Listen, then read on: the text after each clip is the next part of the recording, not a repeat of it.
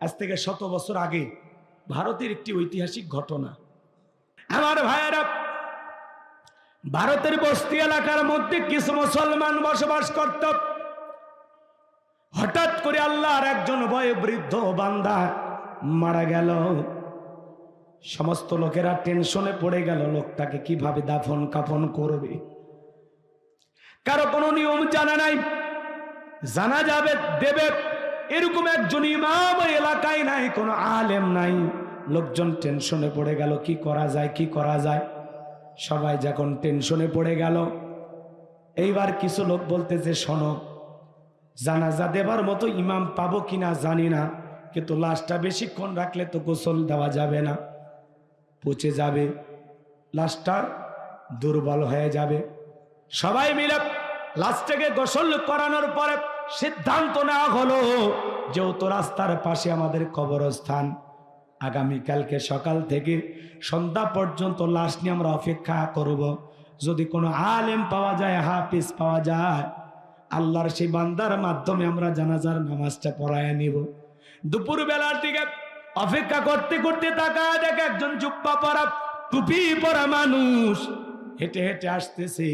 সবাই দেখে মনের ভিতরে শান্তি ফিরে পাইল, এই বুঝি একজন আলেমকে পাওয়া গেছে, জানাজা পড়ায় বিদায় করবে, আর আমাদের টেনশন করা লাগবে না। ওই লোকটা যখন চলে আসছে, সবাই ধরে বলে, ভাই আমাদের একটা মানুষ মারা গেছে, কিভাবে দাফন কাফন করতে হয় আমরা জানি না, আপনি দয়া করে যদি একটু জানাজার নামাজ পড়ায় লাশটা দাফন করে দেন উপকৃত থাকবো।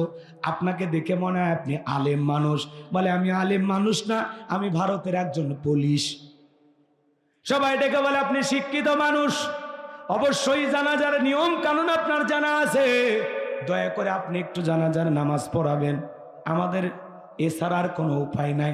সবাই যখন হাতে পায়ে ধরে অনুরোধ করলো, আল্লাহর সেই পুলিশ বান্দা জানাজার নামাজের ইমামতি করলেন। সবাই এবার অনুরোধ করে, লাশটা কিভাবে কবরে রাখতে হয় আমরা জানি না। সকলের অনুরোধে আল্লাহর সেই বান্দা কবরে নামলেন। লাশটাকে রাখার পরে বাঁশের বিছানা বিছায়া দেওয়ার পরে মাটি চাপা দিয়া লোকটা যখন চলে গেলেন, অফিসে যাওয়ার পরে পকেটে হাত দেয়, জরুরি একটা পেপার ছিল, পকেটে হাত দেয়, পেপারটার খুঁজে পায় না, কাগজটার পায় না, টেনশনে পড়ে গেল। খুঁজতে খুঁজতে কবরস্থান পর্যন্ত আসলেন, পাইলেন না। এইবার ওই গ্রামের মানুষজনকে ডেকে বলে, ভাই আপনাদের কবরস্থানে লাশ দাফন করতে এসে আমার বিপদ ঘটে গেছে। আমি লাশটা নামানোর জন্য কবরে নামছিলাম, আমার পকেটে একটা দামি পেপার ছিল, কাগজ ছিল, ওই কাগজটা পইরা গেছে, ওইটা যদি আমার কাছ থেকে হারিয়ে যায় আমার চাকরি যাওয়ার সম্ভাবনা আছে। দয়া করে আপনারা আসেন, আমার বিশ্বাস কবরের ভিতরে কাগজটা পইরা গেছে। সবাই যখন ডেকে বলে, ভাই এই মাত্র কবর দিলাম 1-1.5 ঘন্টা আগে, সেই কবর কি খনন করা যাবে? বলে, হ্যাঁ, এখনো লাশ পচে না, গলে নাই, চলো যাই। সবাইকে নিয়ে যায় কবরের মাটি টান দেওয়া হলো। 1টা 2টা বাঁধ যখন টান দিয়েছে, সবাই তাকায় দেখে, আরে কবরটা আলোকিত। কে জানো পুরোটা কবর ফুল দিয়ে ডেকোরেশন করে দিয়েছে। সুবহানাল্লাহ, কবর থেকে সুগন্ধি বের হচ্ছে, পুরোটা কবর ফুল দিয়ে সাজানো, কবরটা আলোকিত, ফুল দিয়ে সাজানো। আর ওই কাগজটা একটা কর্নারে চিকচিক চিকচিক করতেছে। পুরোটা কবরের বাঁশগুলো টান দেওয়া হলো। সবাই কবর দিকে অঝরে চোখের পানি ছেড়ে দিয়ে কান্দে। আল্লাহর সেই পুলিশ বান্দা কাঁদে আর ডেকে বলে, আরে আল্লাহর এই বান্দা দুনিয়ার জীবনে কেমন আমল করেছে, যার কারণে তার কবরটা ফুল দিয়ে সাজানো হয়েছে। 1-1.5 ঘন্টা আগে মাটির কবর ছিল, ওই মাটির কবর কে ফুল দিয়ে সাজাইলো?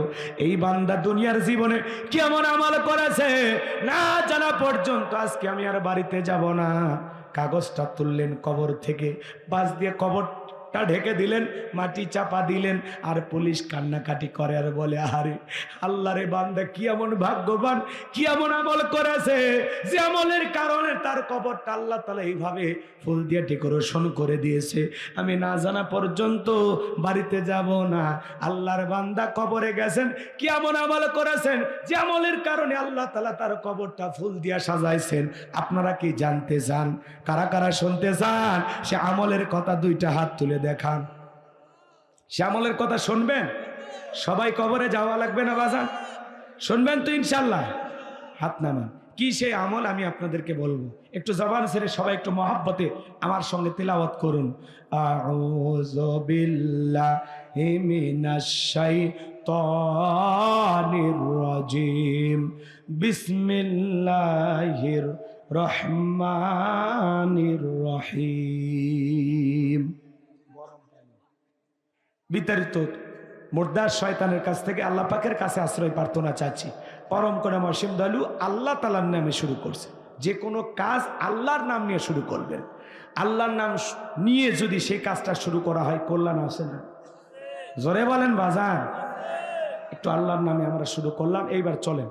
আমার আল্লাহ রাব্বুল আলামিন বলেন, তাবারাকাল্লাযী বিয়াদিহিল মুলক ওয়া হুয়া আলা কুল্লি শাইইন কাদির।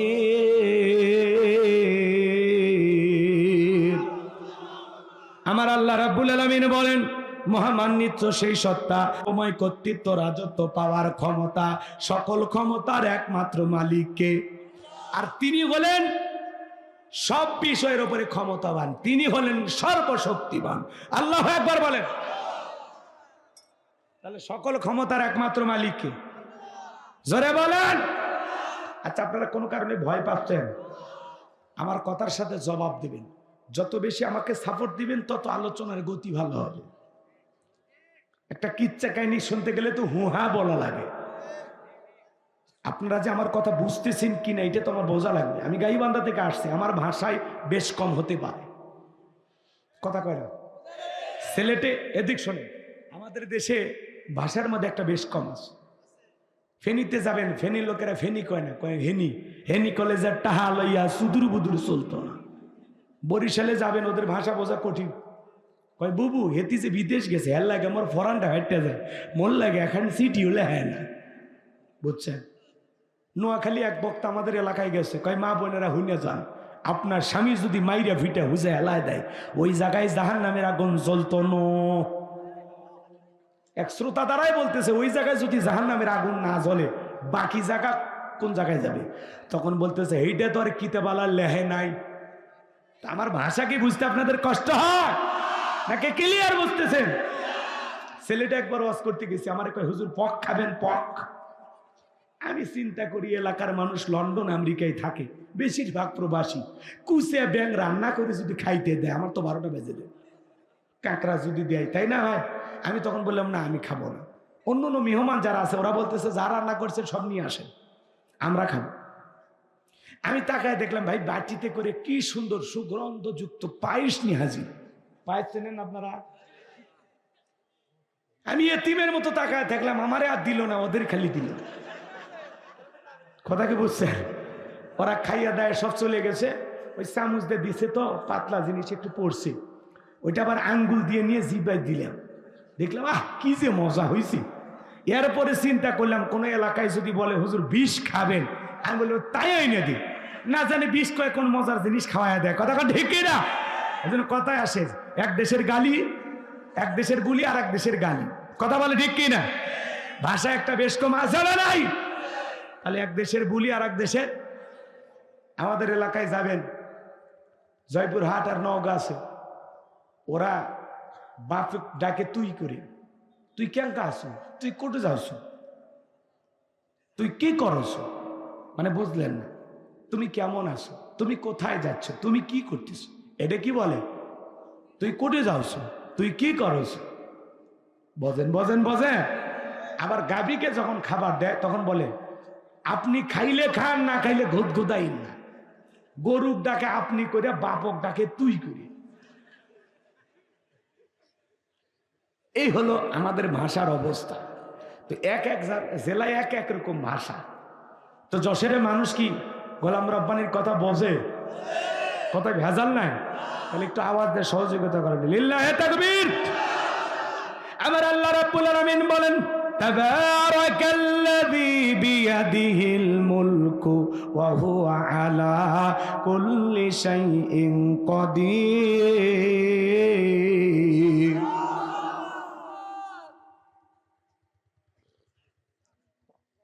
চা না, গরম পানি। একটু খাইলে গলাতে ধার ওঠে।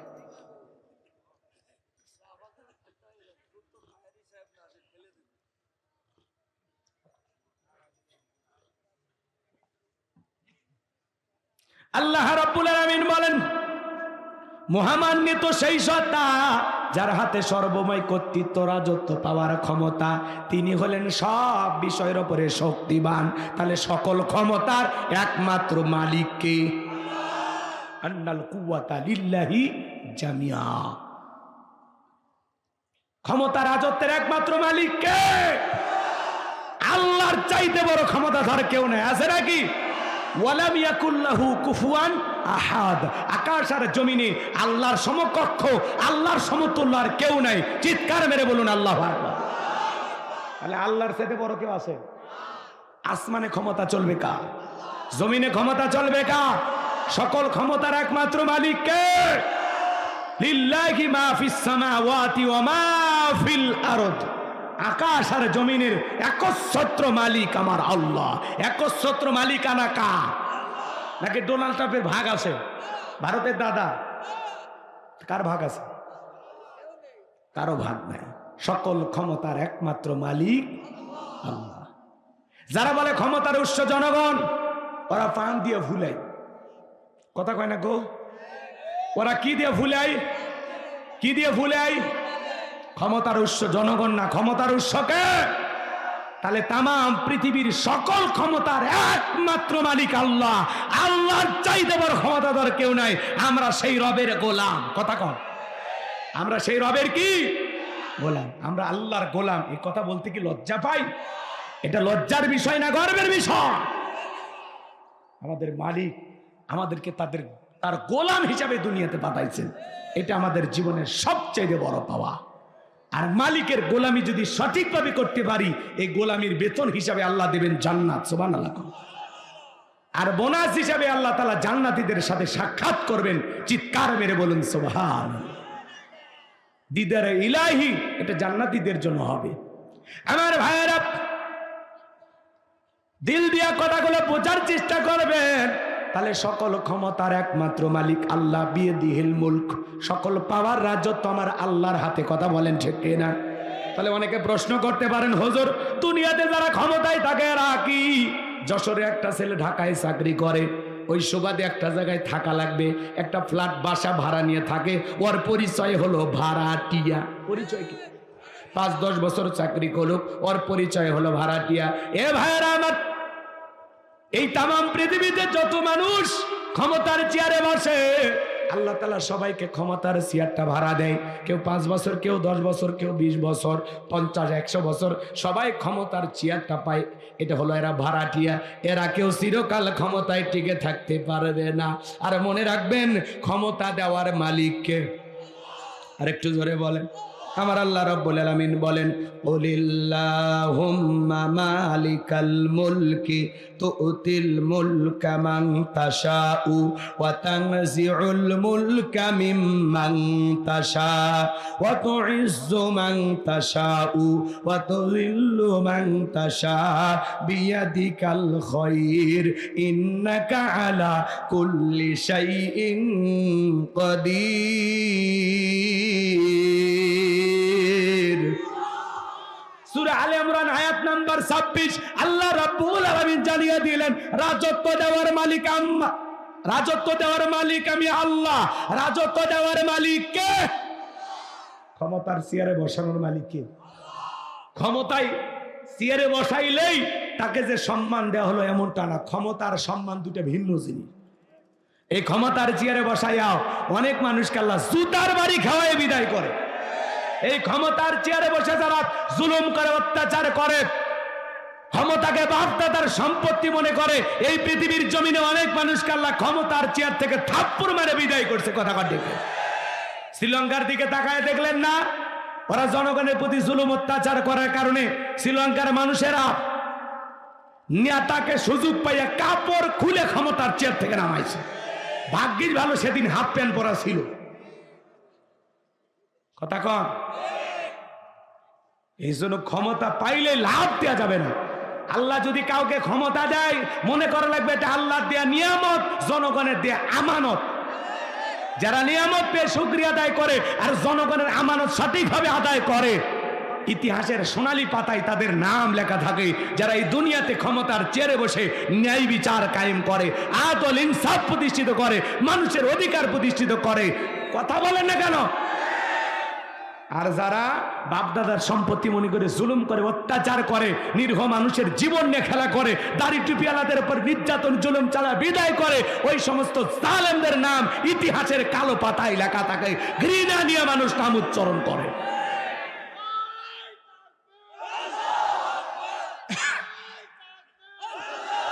আমার ভাইয়েরা, দিল দিয়ে কথাগুলো বোঝার চেষ্টা করবেন। তাহলে ক্ষমতা দেওয়ার মালিক কে? ক্ষমতা কেড়ে নেওয়ার মালিক কে?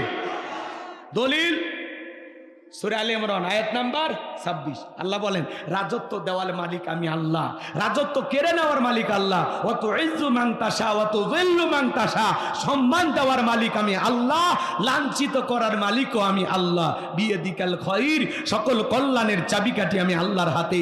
ইন্নাকা আলা কুল্লি শাইইন কাদির, সকল ক্ষমতার একমাত্র মালিক আমার আল্লাহ। চিৎকার মেরে বলুন আল্লাহু আকবার। তাহলে এদিকে খেয়াল করেন, পুরো পৃথিবীতে আল্লাহ তাআলা 4 জন মানুষকে ক্ষমতা দিয়েছিলেন। পুরো পৃথিবীর ক্ষমতা আল্লাহ কয়জনকে দিয়েছিলেন? জোরে বলেন কয়জন? আরে ভাই, পুরো পৃথিবীর ক্ষমতা বাদ দেন, ছোটখাটো পাতি নেতার গরম এলাকায় থাকা যায় না। কথা কয় না গো? নবীজির জামানায় এরকম একটা পাতি নেতা ছিল, এর নাম ছিল মহাবীর আমর। পাতি নেতা মানে বুঝলেন? গোত্রীয় লিডার, দলপতি, মুরল মন্ডল মাতাব্বার, এরকম লোক। কথা কি বুঝতে পারতেছেন? আমাদের বর্তমানে যেরকম চেয়ারম্যান মেম্বার থাকে, ওই সময়ে ওদেরকে বলা হতো দলপতি, গোত্রীয় লিডার। কথা কি বোঝা গেছে? এই গোত্রীয় লিডার ছিল মহাবীর আমর। বিশ্বনবী হিজরত করে মদিনায় চলে গেছেন। এই পাতি নেতা মক্কার মহাবীর আমর প্রতিমার সামনে দাঁড়ায়া শপথ গ্রহণ করে বলতেছে, যতক্ষণ আব্দুল্লাহর বেটা মোহাম্মদ সাল্লাল্লাহু আলাইহি সাল্লামের দেহ থেকে কাল্লা না ফেলাই দিতে পারবো, ততক্ষণ পর্যন্ত আমি এক ফোঁটা পানিও পান করব না। জোরে কন নাউজুবিল্লাহ। আরেকটু জোরে কন নাউজুবিল্লাহ। হে যুবকে, 12:30 বাজছে। ঠিক আছে, যাও। কার জন্য দোয়া করবো? আচ্ছা আচ্ছা, ওটা বাসা করবেন না, পরিবেশ নষ্ট করবেন না। আমার কথাগুলো দিল দিয়ে বোঝেন, সামনে গেলে মজা পাবেন। যুবক যারা আসছো নিরাশ হবেন, তোমরাও যুবক, আমিও যুবক। তোমাদের জন্য স্পেশাল কিছু আলোচনা আমার মাথার মেমোরিতে সেভ করা আছে, সময় মতো ডাউনলোড দিয়ে শোনায় দেব। একটু অপেক্ষা করো, তোমাদের দুঃখ আমি বুঝি তো। কথা কয় না গো? মা বোনের যারা বসে আসছেন, আপনারা নিরাশ হবেন না। আপনারা ঠিক, দুনিয়া ঠিক। আপনাদেরকে আজকে আলোচনার মাধ্যমে সাইজ করাই লাগবে।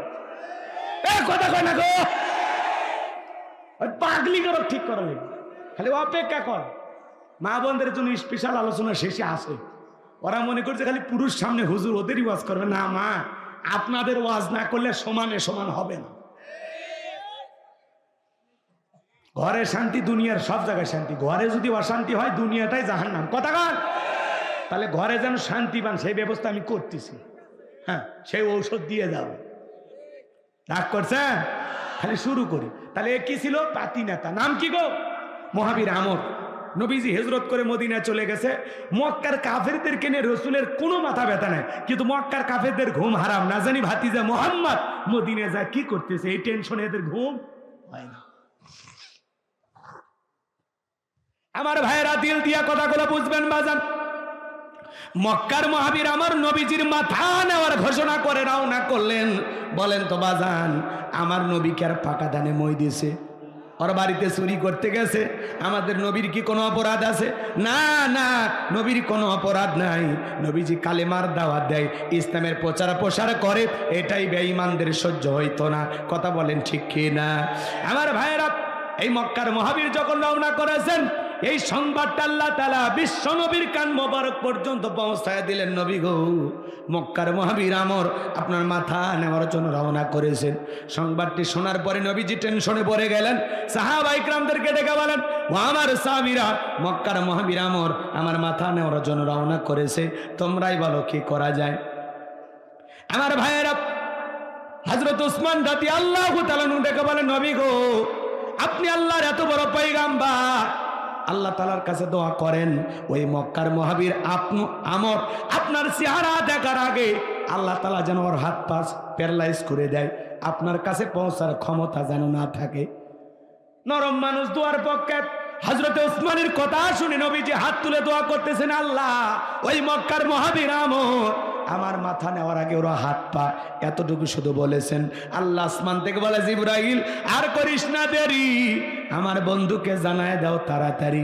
আমি আল্লাহ পাক শুধু দুই হাত দোয়া করার জন্য দেই নাই, মাঝে মাঝে জালেম আর বেঈমানদেরকে সাইজ করার জন্য দুই হাতে লাঠিও তুলে নেওয়া লাগবে। কথা বলেন ঠিক কি না? নবীজি তখন হাত মুখে না লাগায় হাঁটুর উপরে রাইখা দিলেন।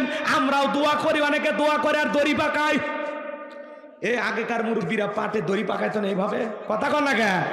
হ্যাঁ, বলে ইতিহাস ভুলে যায় না, এলে আমাদের ঐতিহ্য। কথা কন। আবার অনেকে দোয়া করে আর প্রেশার মাপে, এরকম হাত তুলে এরকম করে না, কথা কর। আবার অনেকে চুপচাপ এভাবে ধরে থাকে। আবার বেশি যারা চালাক ওরা হাত তোলেন, হাত বলে লেগে যায়। ইমাম সাহেব 5-10 মিনিট দোয়া করে চুপচাপ থাকে। যখন হুজুর বলে আমিন, তখন বলে আমিন হুজুর, আজকের মুনাজাত সেই হয়েছে। ওই বাটপার দোয়া ধরছিল।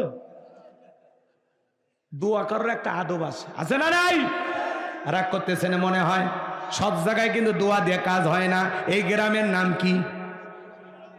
মন্ডলগাতি। উদাহরণ দিতেছি ভাই, এক্সাম্পল, কথা বোঝানোর জন্য। মনে করেন এই গ্রামে প্রতিদিন চুরি হচ্ছে, সোনা দানা চুরি হয়, গহনা কাটি চুরি হয়, এমনকি সুন্দরী বউটাও চুরি হয়। চুরির অত্যাচারে এই গ্রামে থাকা যাচ্ছে না, এত সমস্যা। তো একজন যশোর শহর থেকে 10 কেজি জিলেপি নিয়ে এসে ইমামের হাতে দিছে, দিয়ে বলতেছে হুজুর একটু দোয়া করে, চোরের অত্যাচার আর এলাকায় থাকা যাচ্ছে না। তো ইমাম সাহেব 10 কেজি জিলেপি পাইয়া হাত তুলে দোয়া করতেছে। চোরও জিলেপি খাওয়ার আশায় হাত তুলে বলতেছে আমিন আমিন। ইমাম সাহেব যদি ওই জায়গায় দোয়া না করে বলতো, এই মন্ডল গাতির যুবকেরা, এই গ্রামে ঢোকার 4টা রাস্তা আছে, 4 রাস্তার মোড়ে মোড়ে মাগরিব থেকে ফজর পর্যন্ত বাংলার লাঠি নিয়ে দাঁড়ায় থাকবা, চোরকে দেখা মাত্রই ওই লাঠি দিয়ে এমন পিটান পিটাইবা যাতে 6 মাসে মাথা সোজা না করতে পারে। চোরকে হাত তুলে আমিন কইতো না, তওবা করে ভালো হইতো। তাহলে চুরি বন্ধ করতে গেলে দোয়া না লাগবে, শক্ত আইন। বাংলাদেশকে আজকে চোর দিয়ে বাটপাট দিয়ে ছিনতাইকারীতে ভরে গেছে। এই দেশে চোর ধরার মেশিন বলে একবার আসছিল, মেশিনই চুরি হয়ে গেছে। কথা কয় না কেন?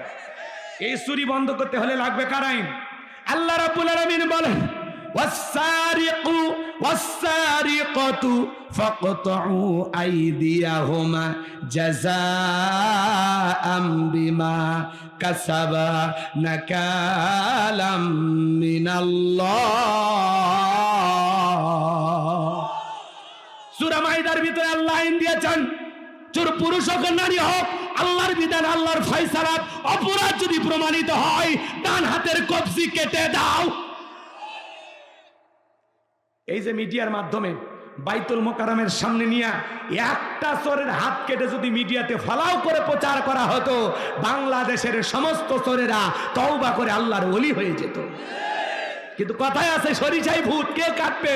নেতাই তো দুর্নীতিবাজ, নেতাই তো দুনিয়ার সবচেয়ে বড় চোর। কথা কন। এই জন্য ওদের কাছে আল্লাহর এই আইনগুলো পছন্দ হয় না। লন্ডন আমেরিকার আইন পছন্দ হয়, আর 14.5 বছরের আইনকে ব্যাকডেট মনে হয়। কয় না, এগুলো আইন দিয়ে চলবে না। একটা আইন খালি টেস্ট করে দেখেন, টেস্ট। কথা কয় না গো, খালি একটা আইন খালি টেস্ট করে দেখেন। বাংলাদেশে একদিনে চুরি বন্ধ হবে, একদিনে। কিন্তু 53 বছরে প্রত্যেকটা মুসলমান সরকার আসলো, কিন্তু আল্লাহর আইন কেউ চালু করলো না। কথা বলেন ঠিক কি না? ধর্ষণ বন্ধ হবে না। একটা জিনাকারকে ধরে পাথর মেরে সঙ্গে সার করে দুনিয়ার জমিন থেকে বিদায় করে দেন, আর ভিডিওটা প্রচার করেন। জিনা করা, ধর্ষণ করা দূরের কথা, ইফটিজিং করা দূরের কথা, ওরা স্বপ্ন দোষ বন্ধ হয়ে যাবে। হ্যাঁ, আল্লাহর আইন চালু করতে হবে। কার আইন? জমিন যার, আইন চলবে তার। আলা লাহুল খলকু ওয়াল আম, সৃষ্টি যার, আইন চলবে তার। বাংলার জমিনে আল্লাহর আইন চালু হোক। কারা কারা চান হাত তুলে দেখান। লিল্লাহি তাকবীর। আল্লাহর আইন চালু হলেই শান্তি, আল্লাহর বিধানে শান্তি, আল্লাহর বিধানে মুক্তি। মানুষের তৈরি করা আইন দিয়ে বাংলার 1 ইঞ্চি মাটি থেকেও শান্তি প্রতিষ্ঠিত করতে পারবে না। খালি মুখে মুখে বলে ইসলাম শান্তির ধর্ম, কিন্তু ইসলামকে কোথায় প্রতিষ্ঠিত করলে শান্তি প্রতিষ্ঠিত হবে মানুষ এটা ভুলে গেছে। আমার ওয়াজে উদাহরণ দিতাম, এত কথা বললে আপনারা রাগ করবেন। এক দোকানদার, তার মেয়ের নাম শান্তি, আর ওই দোকানের এক কর্মচারী, তার নাম ছিল ইসলাম। কথা কয় না কে? এই দোকানে 2 টাকার কর্মচারী সুযোগ পাইয়া দোকানের মালিক তার মেয়ের সাথে সুযোগ পাইলে প্রেম প্রীতি করে। কথা কয় না গো? দোকানদার টের পাইছে যে 2 টাকার কর্মচারী ইসলাম আমার মেয়ের সাথে প্রেম করে, এটা তো মানা যাবে না। এইবার প্রেম করার অপরাধে দোকানের মালিক ধমক দিয়া শান্তিকে দোকান থেকে ইসলামকে দোকান থেকে বের করে দিয়েছে। এইবার ইসলাম যশোর শহরের বাস টার্মিনালে আসা প্রেমিকার কাছে ফোন দিয়েছে, হ্যালো, তোমাকে ভালোবাসার অপরাধী আমার চাকরিটা চলে গেছে, তোমার বাপ আমাকে ধমক দিয়ে তাড়িয়ে দিয়েছে, তুমি সত্যি ভালোবাসে কিনা আজকে প্রমাণ দেখাইতে হবে। তুমি যদি ইসলামকে ভালোবাসো তাহলে শান্তি ইসলামের টানে তোমাকে ঘর ছাড়তে হবে। এই মুহূর্তে গাট্টি গুটি গুছাইয়া বাস টার্মিনাল যশোরে চলে আসো, আমি দেখতে চাই আমার ভালোবাসার পাওয়ার আছে না নাই। কথা কয় না? এইবার বলেন তো, প্রেমিক যদি এইভাবে ফোন দেয় প্রেমিকা থাকবে? চলে গেছে। এইবার সন্ধ্যা হয়ে যায়, দোকানদার টেনশন করে, রাত হয়ে যায় টেনশন করে, লোকজন সবাই ধরে বলতেছে, কি ব্যাপার দোকানদার ভাই, দেখে মনে হয় টেনশনে আছেন। বলে আমার ঘরে শান্তি নাই। তখন বলতেছে, ভাই ঘরের শান্তি পরে খোঁজেন, আপনার দোকানের কর্মচারী ইসলাম কোথায়? বলে আমার মেয়েকে ভালোবাসার অপরাধী তাকে তাড়িয়ে দিয়েছে। তখন বলতেছে, ওরে দোকানদার বোকা, তোর দোকানের কর্মচারী তোরে দিয়েছে ধোকা, তুমি কি বোঝো না যেখানে ইসলাম থাকে না সেখানে শান্তি থাকতে পারে না? কথা বলে ঠিক কিনা? আজকে খালি মুখে মুখে বলেন ইসলাম শান্তির ধর্ম, কিন্তু জায়গা মতো ইসলাম নামের গাছটাকে রোপণ করেন, জায়গা মতো সেই শান্তিকে প্রতিষ্ঠিত করেন, ওই শান্তির বাতাস পুরো বাংলাদেশে ছড়িয়ে পড়বে। খালি কাগজের মধ্যে আর বক্তব্যের মধ্যে রাখলে হবে না ইসলাম শান্তির ধর্ম, খালি ওই কথা না, ইসলামকে জায়গা মতো নিয়ে যায় প্রতিষ্ঠিত করতে হবে, তাহলে পুরো সমাজে শান্তি পাওয়া যাবে, পুরো দেশটা জান্নাতের টুকরায় পরিণত হবে। কি ওয়াজ করবো না দোয়া করবো গো? চলবে? খারাপ লাগে, দিল লাগে থাকবি, তাহলে দোয়া দিয়া চুরি বন্ধ হবে না, ধর্ষণ বন্ধ হবে না। এই সমাজে শান্তি আসবে সেই দিন আল্লাহর কোরআনের আইন চালু হবে, সেই দিন আল্লাহর বিধান এই জমিনে চালু করার জন্য আমরা জীবন দিতেও রাজি আছি ইনশাআল্লাহ। আমার ভাইরা দিল দিয়া কথাগুলো বোঝার চেষ্টা করবেন। জিবরাইল এসে বলে, নবী গো দোয়া কবুল হবে না, আপনি হাত নামান। নবীজি হাত নামায় ফেললেন, টেনশনে পড়ে গেলেন। জিবরাইল ডেকে বলে, নবী সাহাবায়ে কিরামদের মধ্যে ঘোষণা করেন, এমন কেউ কে আছে যে মক্কার মহাবীর আমরের সাথে মোকাবেলা করবে? নবী তখন ডেকে বলেন, আমার সাহাবীরা, তোমাদের মধ্যে এমন কেউ কে আছো যে মক্কার মহাবীর আমরের সাথে মোকাবেলা করবা? নবীর কোন সাহাবী দাঁড়ায় না, হযরত আলী দাঁড়িয়ে গেছেন, বলুন আল্লাহু আকবার। নবী তখন ডেকে বলে, আলী তুমি কি জানো ওই মক্কার মহাবীর আমর একবেলা খাবার খাই 21 কেজি 3.5 মণ ওজনের তরবারি যুদ্ধ করে, এত বড় বীরের সামনে তুমি যাইতে চাও? আলী তুমি বসে পড়ো। হযরত আলী বসে পড়ে গেলেন। বাজানো গো আমার, নবীজি দ্বিতীয়বার বললেন, আবারও হযরত আলী দাঁড়িয়ে গেছেন। নবীজি তৃতীয়বার বললেন, আবারও হযরত আলী দাঁড়িয়ে গেছেন। নবী তখন 2টা হাত বাড়ায় বলে, আলী রে আয় আয় আমার বুকের ভিতরে আয়। এই কথা বলে নবীজি হযরত আলীকে বুকের সঙ্গে জড়ায় নিল, আর ডেকে বলে, আলী এত বড় বীরের সামনে যাইতে চাস, তোর জানি কি ভয় নাই? তোর নিজের জীবনের কি মায়া নাই? হযরত আলী ডেকে বলে, নবী গো আমার ভিতরের ঈমান বলতেছে আপনি শুধু আমাকে দোয়া করে ছেড়ে দেন, ওই আমর আপনার চেহারা দেখার আগে ওরে আমি জমিন থেকে বিদায় করে দেব। ঈমানের একটা পাওয়ার থাকার দরকার আছে না নাই? কষ্ট হয় আপনাদের মনে হয়? আমার ভাইয়েরা, এইবার আমার নবী বলে, আলী রে খালি হাতে দোয়া করলে হবে না, তরবারি লাগবে। ওসমান তোমার বাড়িতে কি তরবারি আছে? হযরত ওসমান ডেকে বলে, আমার বাড়িতে একটা তরবারি আছে 27 ইঞ্চি লম্বা। জোরে কোন মারহাবা। এখন তো তরবারি কথা শুনলেই বলে জঙ্গি। কথা কয় না গো? আমাদের দেশে এরকম নাই? আপনাদের এলাকায় যশোর একটা মাদ্রাসা আছে না? মনে করেন একটা দাওরা হাদিস মাদ্রাসা। হুজুর বলতেছে, বাবা এই দাওরা হাদিস মাদ্রাসায় তোমরা যারা পড়াশোনা করো, ঈদের ছুটিতে কয়জন বাড়িতে যাইবান একটু হাত তুলে দেখাও। ধনীরা আছে বাবা, ওদের যদি গরু ছাগল জবাই করে দাও, চামড়াটাও মাদ্রাসায় দেবে, নগদ কিছু হাদিয়াও তোমাদের পকেটে ঢুকবে। এখন তার চামড়ার দাম নেই, গরুর দাম 3 লাখ, চামড়ার দাম 300। সিন্ডিকেট করে ওরা দাম কমাইছে, কথা কন ঠিক না? তারপরে কি মাদ্রাসা কমেছে? এই দেশের মানুষের পকেটে পকেটে মাদ্রাসা চালানোর জন্য আল্লাহ টাকা রেখে দিছে। ওরা সিন্ডিকেট করে এই দেশে মাদ্রাসা কমেনি, বরং বাড়ছে। কথা কন, সংক্ষিপ্ত কথা, এটা বেশি পেঁচাবো না। শোনেন তো, হুজুর বলছে বাবা কারা কারা বড় লোকের গরু জবাই করবা? 80 জন হাত তুলছে। হুজুর বলতেছে খালি হাতে তো জবাই হবে না, কি লাগবে? কি বলেন যশোরে ছুরি না চাকু? ছুরি। ছুরি, আচ্ছা ছুরি বা চাকু যাই বলেন বলেন। তা 80টা চাকু বা ছুরি অর্ডার দিয়ে হুজুর নিয়ে আসছে। তো কুরবানির আগের দিন বলতেছে বাবা কে কোন চাকুটা নিবা, একটু কি দাও, বালু দিয়ে ধার দাও। আপনারা দেন না ঈদের আগের দিন? তো বালু দিয়ে ছুরির ধার দিতেছে। এই এলাকার তেলা গোয়েন্দার হুজুর আলেম ওলামা সহ্য করে না। ওই গোয়েন্দার ডেকে থানার ওসি সাহেবকে দিছে খবর, যশোরের অমুক মাদ্রাসায় জঙ্গিদের বিশাল ঘাঁটি। ওই যে দেখলেন না যশোরের 2টা ছেলে যেমন খুশি তেমন সাজো, একটু আইএস সাজিয়া, কথা কয় না গো, একটু বক্তব্য দিয়েছে, একটু অভিনয় করেছে, ওইটা দেখে বিশ্ব মিডিয়ায় তোলপা। তো ছেলেদেরকে বলতেছি এগুলো করা হবে না, এমনি আমাদেরকে দোষ বেশি। কথা কয়, ওই কালো পোশাক পরে আর বন্দুক নিয়ে দাঁড়িয়ে আছে, আর একটা ছেলে বক্তব্য দিছে না, ভাইরাল হয়ে গেছে। ওইটা দেখে বাপ রে বাপ, ওদের ঘুম হারাম হয়ে গেছে। ওইটা তো খালি টেইলার দেখছেন, পুরোটা তো বাকি আছে। হ্যাঁ, আমাদের অত অস্ত্র লাগবে না, ট্রেনিং লাগবে না, লিল্লাহে তাকবীর আল্লাহু আকবার বলে বলে মাঠে নামবো, এমনি বাতিলেরা লঙ্গি পরার টাইম পাবি না। এ কথা কন, শক্তি আছে দেখাই না, ভালো হওয়ার সুযোগ দে। কথা কন, আমার ভাইরা দিল দিয়ে কথাগুলো বোঝার চেষ্টা করবেন বাজান। এইবার থানার ওসি সাহেব পুরো প্রশাসনের ফোর্স নিয়ে আসা পুরো মাদ্রাসা ঘেরাও করছে।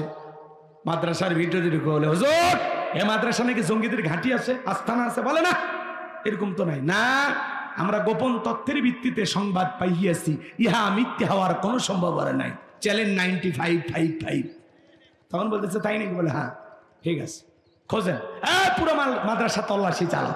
তল্লাশি চালাইতে চালাইতে হুজুরের রুমে যায় পাইছে ওই চাকুর বস্তা, ছুরি, তাই না? ছুরির বস্তা নিয়ে এসে ঢালতেছে, বস্তা থেকে সব বের করছে। এইবার ওসি সাহেব বলতেছে হুজুর এসব কি? একটা বুদ্ধিমোটা ছাত্র, বুদ্ধি কম, কোন জায়গায় কোন কথা বলা লাগবে বুঝে না। তখন বলতেছে এগুলো কি বুঝতেছেন? আগামী 10 তারিখ খালি ধর্ম আর জবাই কর্ম, ধর্ম আর জবাই, রক্তের বন্যে বয়, রক্তের বন্যে। এই কথা শোনার পরে ওসি সাহেব বলতেছে সবগুলো গ্রেফতার করো, সবগুলো ধরো। মুআতামিম হুজুর বলতেছে ওসি সাহেব আপনি মুসলমান না? কয় মুসলমান না মানে আমার বাপ হাজি। কয় বাপ যদি হাজি হয় আপনি পাজি কে? কি হয়েছে? আগে শুনবেন না, ওই ছেলেটার বুদ্ধি মোটা। ও বলতে চাচ্ছে 10 তারিখ। 10 তারিখ মানে কি বোঝেন না? পবিত্র ঈদুল আজহা। ওই ছেলেটা বলতেছে গরু ছাগল ধরবে আর জবাই করবে। তখন বলতেছে ও ঘটনা এই। মিথ্যা সন্দেহে আলেমদেরকে গ্রেফতার করে। কথা কন, এই জন্য মনে রাখবেন বাংলাদেশের কোন মাদ্রাসায় জঙ্গিদের ঘাঁটি নাই, আস্থানা নাই।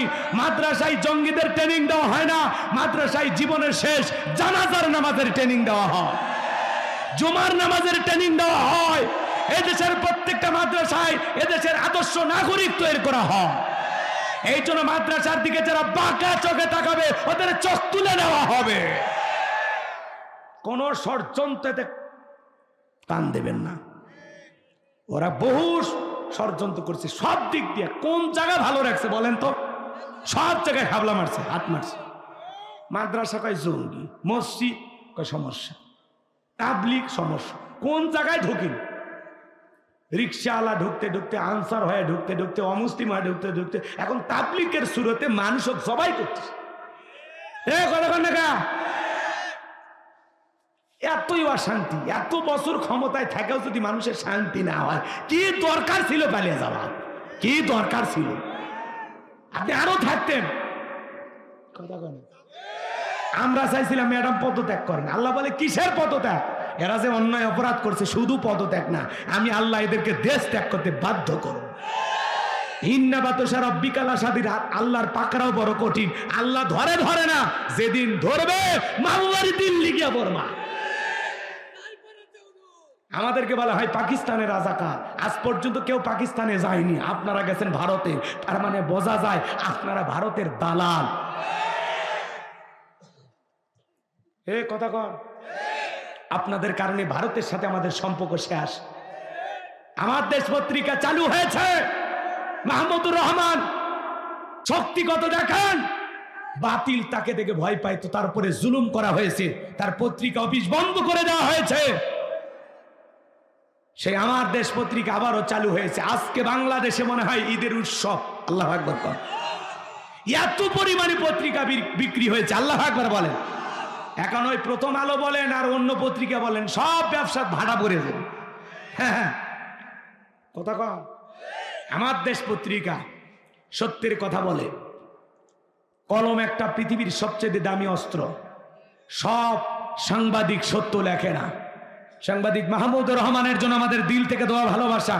উনিও আলেম ওলামা, বিএনপি জামাতের পাশাপাশি উনিও নির্যাতন জুলুমের শিকার হয়েছেন, কথা বলে ঠিক না?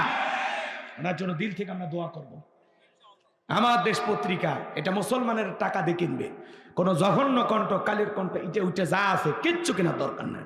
এখন থেকে পত্রিকা একটাই, মনে থাকবে তো ইনশাল্লাহ।